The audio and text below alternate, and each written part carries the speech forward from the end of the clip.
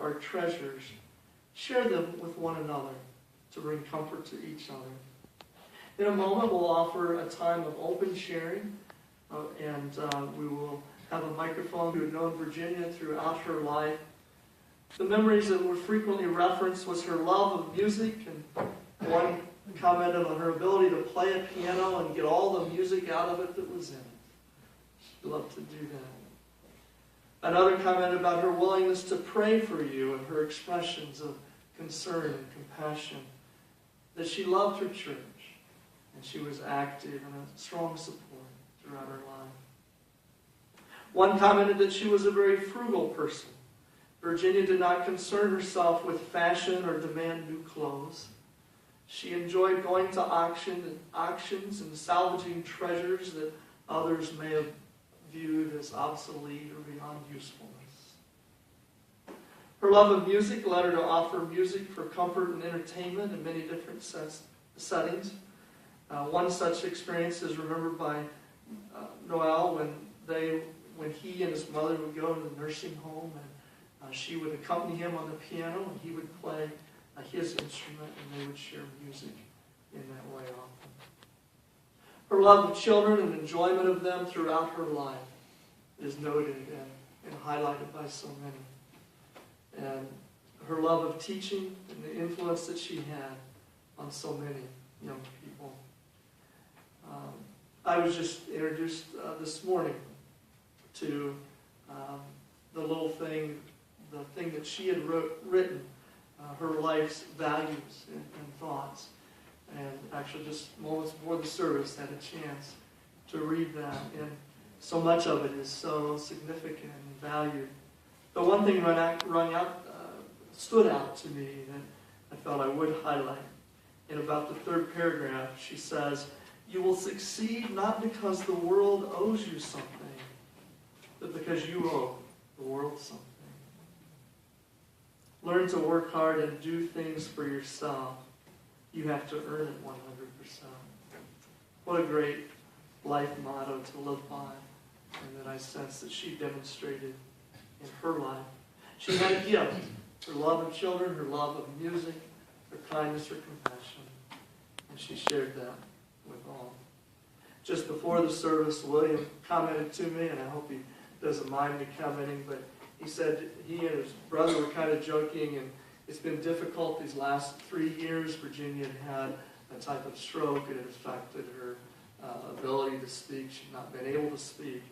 And William had the thought that he said, Dad, and he said someone else, I guess, Dad in heaven and other family are going to be in for it, because she's got 3 years of talking to catch up on when she gets there. And I thought that was very special. It's not been easy for the family, I know, to have Mom be in such a state. And one of the members of the church commented that it was hard to see Virginia in the nursing home because she'd been so energetic, so full of life, so outgoing. And after all that took place a few years ago, that had been so removed from her experience. We know she's in a better place. We know her voice is full and alive and well, and her voice is praising God in these moments. There's a few other things I may share, but we want to invite. Hello, everyone. I'm Alice Fry of House. I happen to be lucky enough to be the only girl in the Fry grandchildren. And I happen to be the oldest, which has given me a great privilege over the years to see all of these boys come along and never another girl. Well, William and Noel are the last of the clan.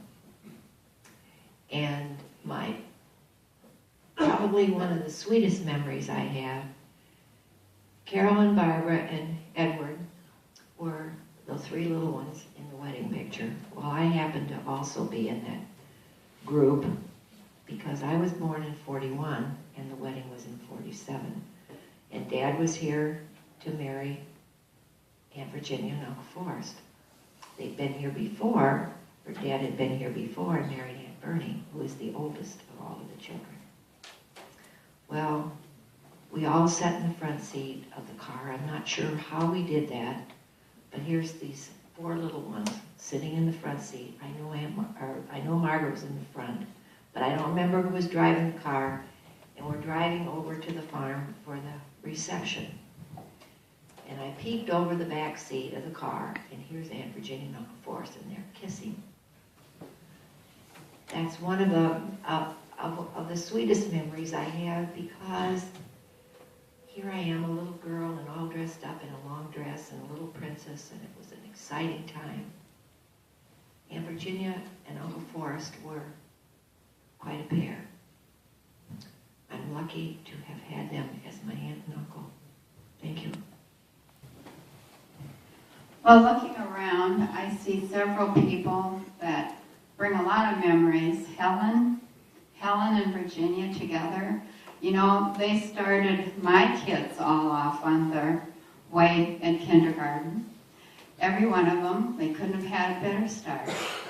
And I look at Norma back there. Norma spent many years at the school. Ruth, I'm sitting by Ruth, we're sharing together. Virginia was there long before I came, but I was the other Mrs. Fry. The kids would come and they'd be looking for Mrs. Fry, and they'd say, "No, I need to talk to the other Mrs. Fry." And we had the same name, sounded alike, spelled different. But we did a lot of things, but the things that I remember the most about Virginia were, I don't care where she was supposed to be, she was there. And she did her job. She never complained. A lot of us sometimes would be cold. It'd be miserable outside on that playground, but she never complained. I never heard her say an unkind thing about a child, ever. And so those are things that I remember. And seeing this in here, I have read that before, I don't know where. I had seen it before, but this Thanksgiving, I'm going to read it to my kids when we sit at the Thanksgiving table. When she said that about the world owes you nothing, but you owe the world something, I said to Ruth, it reminds me of Kennedy, John F. Kennedy, what he said about ask not what you do, which is a nice remembrance too. And the last thing I'll share is, I remember when Virginia first went to the nursing home, and my mom was there as well. And so I got reacquainted with Noelle.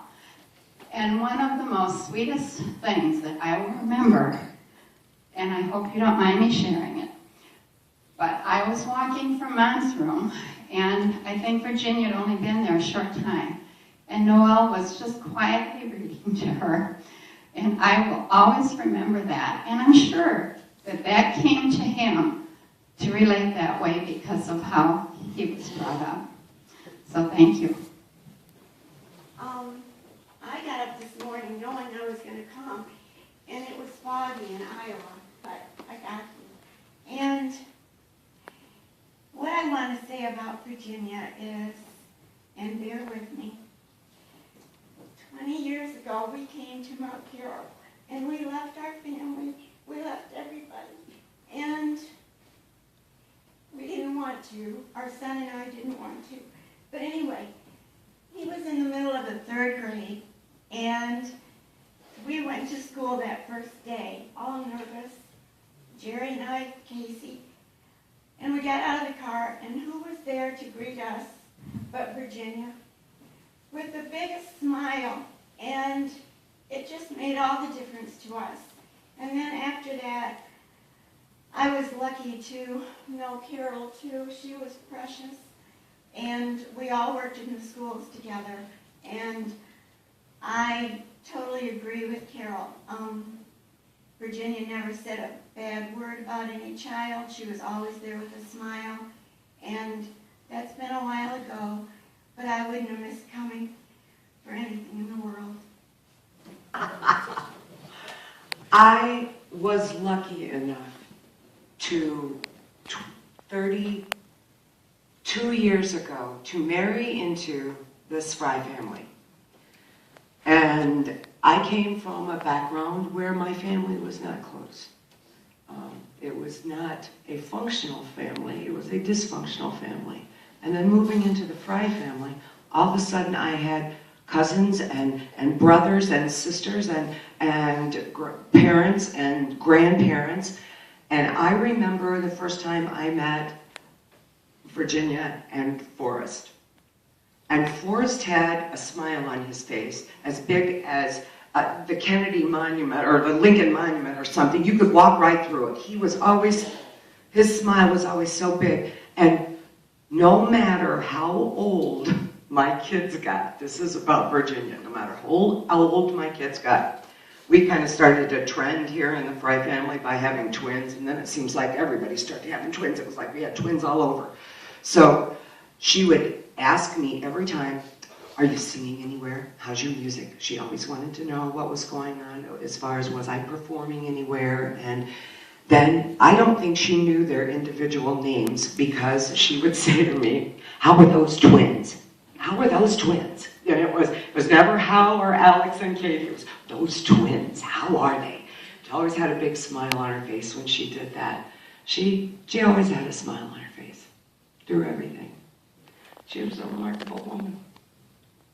From about 50 years ago, and it seemed as though Virginia was maybe the practical one of the Forrest, and Virginia kind of just like Ralph and Pauline, my dad.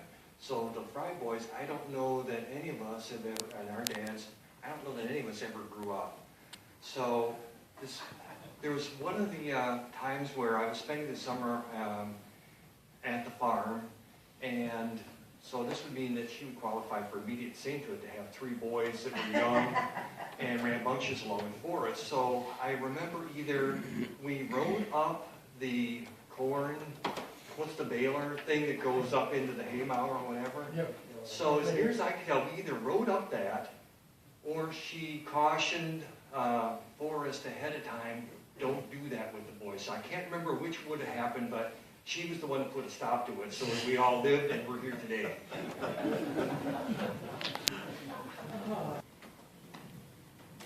We'll get away from the Fry family for a while and get to the Eisenbeis family. I originally was an Eisenbeis, and I do genealogy. And I lived in Florida at the time, and I had come up here to visit. So I came out here to church, and the first person that came up to me was Virginia. And I knew her when I was little, but I didn't know when I was bigger and she was little.